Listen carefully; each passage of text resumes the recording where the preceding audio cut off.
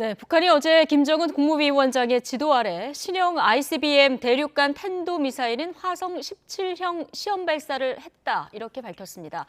자, 이에 군은 원점 타격을 가정한 미사일 실사격으로 바로 맞대응했고 한미 국방장관도 전화 통화를 하면서 대응 방안 공조에 들어갔습니다.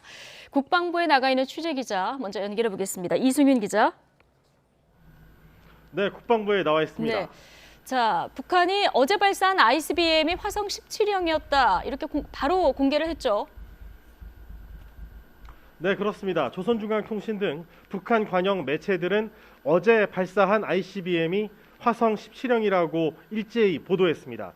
이 자리에서 북한 김정은 국무위원장은 직접 현장을 찾아서 전 과정을 지켜봤다고도 전했습니다.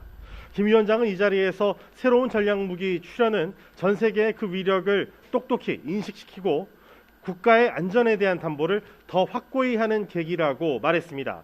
이어 자립적인 국방공업 위력을 과시하고 강력한 핵전쟁 억제력을 강화해 나가려는 선택과 결심은 확고부동하다고 강조했습니다.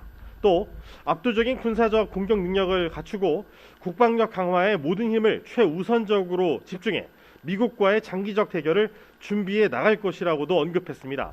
북한의 ICBM 발사는 4년 4개월 만입니다. 국내 정권 교체기와 미국이 우크라이나 사태로 러시아와 대립각을 세우는 어수선한 분위기를 틈탄 것으로 분석됩니다. 이와 함께 현재 평양 미림 비행장에서는 10,000명 이상이 동원돼 대규모 열병식도 준비하는 정황이 포착되는 등 앞으로 북한의 위협 시위가 계속될 것을 예고하고 있습니다. 네, 그런데 북한이 어제 시험 발사한 ICBM 대륙간 탄도미사일이 화성 17호라고 공개 보도한 것을 놓고 좀 진위 논란이 일고 있다고요? 네, 그렇습니다. 합동참모본부 관계자는 오늘 기자들과 만나서 북한의 신형 ICBM 화성 17호 공개 보도와 관련해 여러 가지 가능성을 염두에 두고 정밀 분석 중이라고 말했습니다.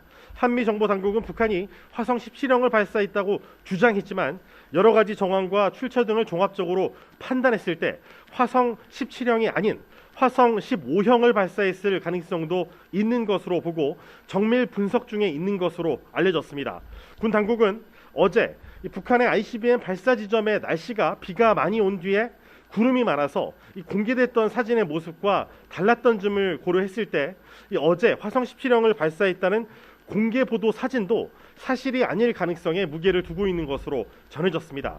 다만 북측이 공개한 사진은 화성 17형이 맞긴 하지만 군 당국은 해당 사진이 언제 촬영된 것인지 날짜를 특정하기는 어렵다. 그래서 여러 가지 추가 분석을 통해서 진위 여부를 현재 들여다보고 있는 것으로 전해졌습니다. 북한 ICBM의 대기권 재진입 기술 확보와 관련해서는 군은 이 정상 발사 때 이 재진입이 더 어렵기 때문에 고각 발사는 재지짐을 염두에 둔 게 아니고 어제 발표된 사거리도 탄도 중량을 염두에 두고 추가 분석이 필요한다고 보고 있는 것으로 알려졌습니다.